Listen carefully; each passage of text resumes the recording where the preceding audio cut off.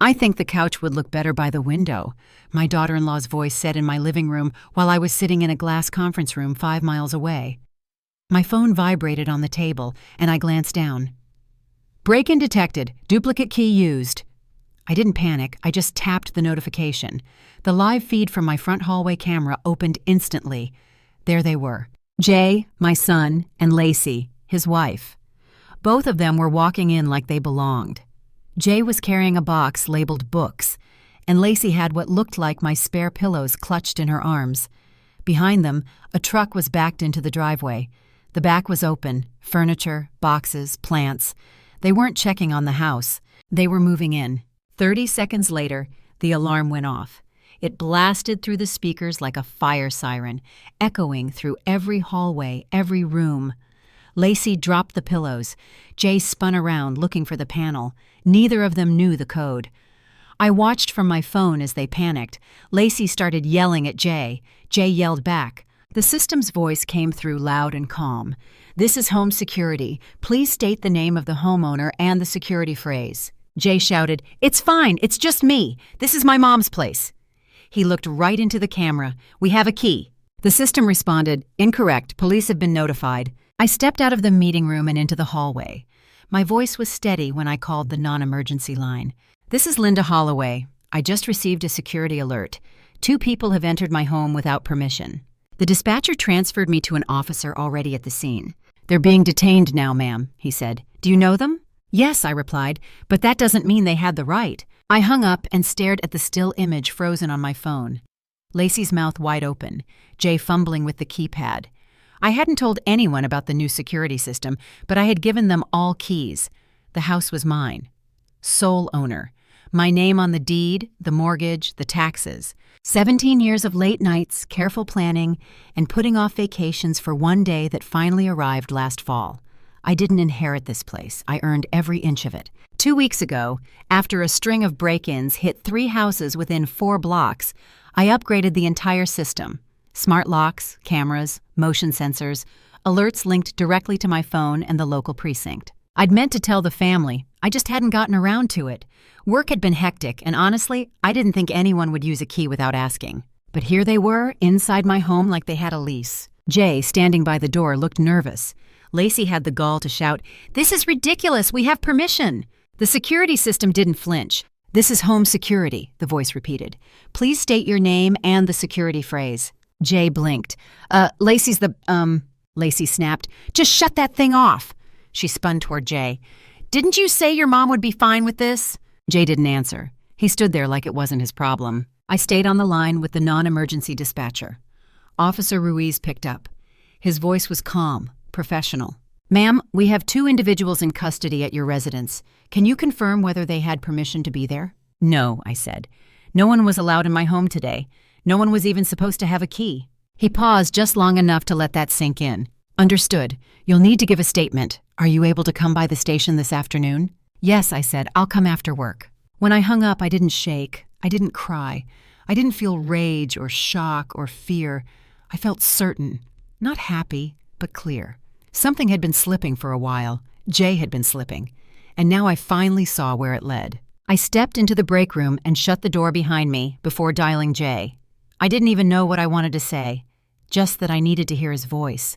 Some part of me still hoped he'd sound shocked, maybe even sorry. He picked up after 2 rings. "Yeah? No, hi, Mom. No worry, just annoyance." "It's me," I said. "I just got off the phone with the police." A beat of silence. "Right, that."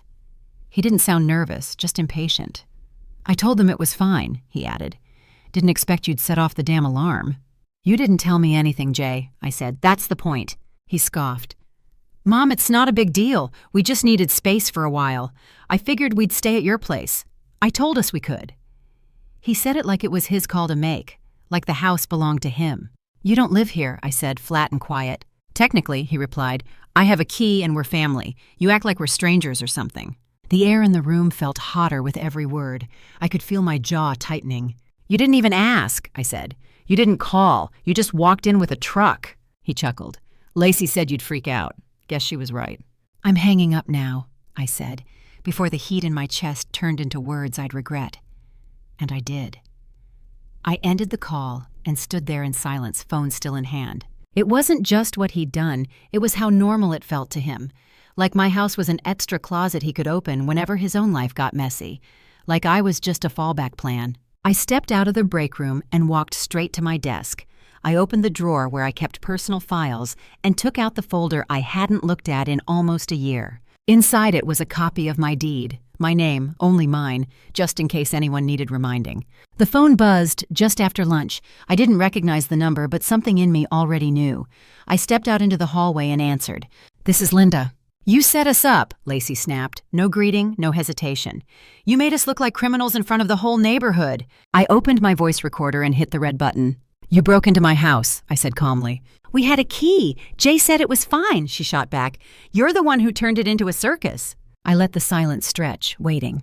"We deserve an apology," she continued, and then added without missing a beat, "and $20,000.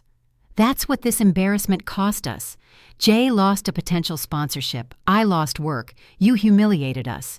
My eyes narrowed. "You want me to pay you $20,000 for emotional damages?" She said it like it was obvious. "You made a scene. The cops were shouting. People were watching from their windows. Someone posted a video. You've ruined our image." I could still hear the alarm from that morning ringing in my memory. I pictured her covering her ears, yelling at the security system.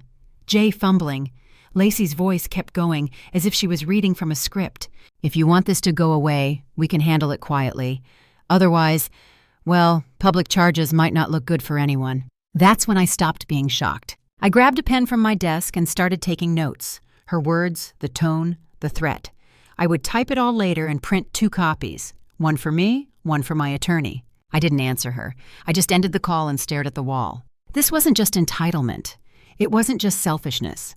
This was something else, something calculated. I didn't call Jay back. I didn't answer Lacey's follow-up texts, each one angrier than the last. Instead, I sat in my car in the office parking lot with the windows rolled up and dialed the only person I trusted to be both calm and ruthless. Celia picked up immediately. "What's wrong?"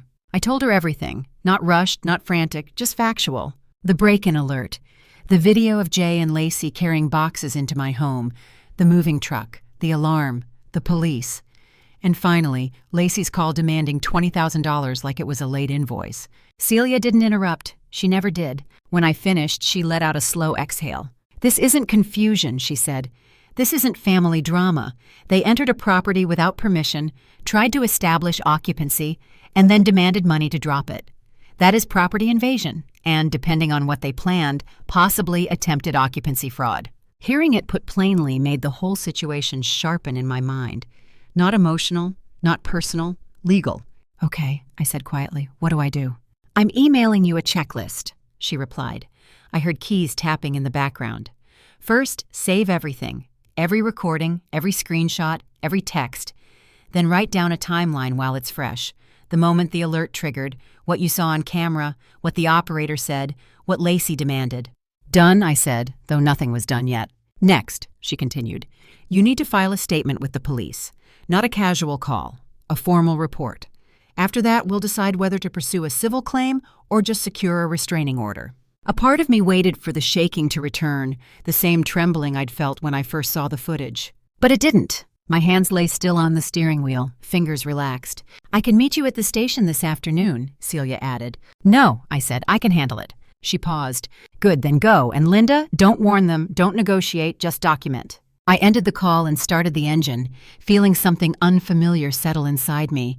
Not panic, not grief, just readiness. I drove toward the police station, the checklist already taking shape in my mind. By noon the next day, every lock on the property had been changed. The locksmith worked quickly, moving from the front door to the back, then the garage, then the side gate. Each old cylinder dropping into his tool bucket like a piece of a past I was finally discarding.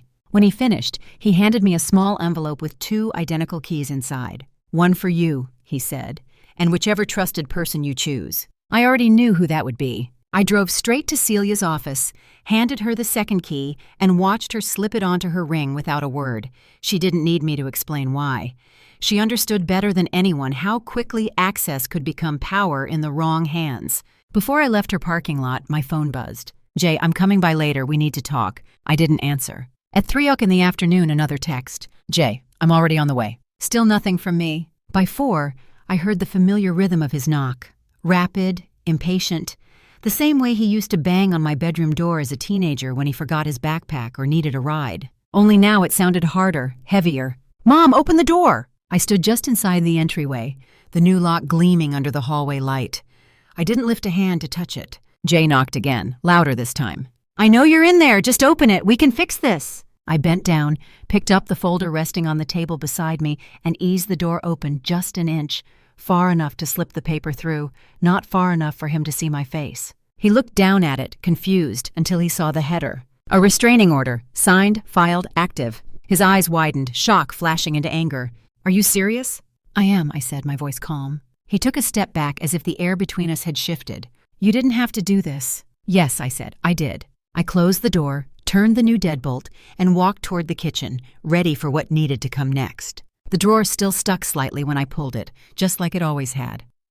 I reached past the envelopes, the tax folders, the insurance policies, until my fingers touched the thick, cream-colored paper, heavier than the others, folded with precision. It was the old copy of my will, the one that named Jay as executor, the one I'd signed when I still believed he understood what respect meant. I unfolded it slowly, skimming the lines that once felt secure, my handwriting in the margins, the signature I'd placed with such clarity. I stared at his name. Then I tore the page straight down the middle. I didn't feel grief, only relief. That night, I sat at the kitchen table with a fresh legal pad and a black pen. Then I called Celia. I'm ready to update everything, I told her. We walked through it line by line.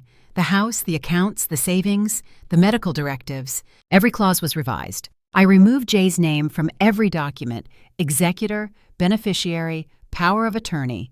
He no longer had access, not to my property, not to my care, not to my future. Celia was careful and meticulous. She read every line twice before we filed the revisions. When we were done, she looked at me and said, It's not petty to protect yourself. It's legal clarity.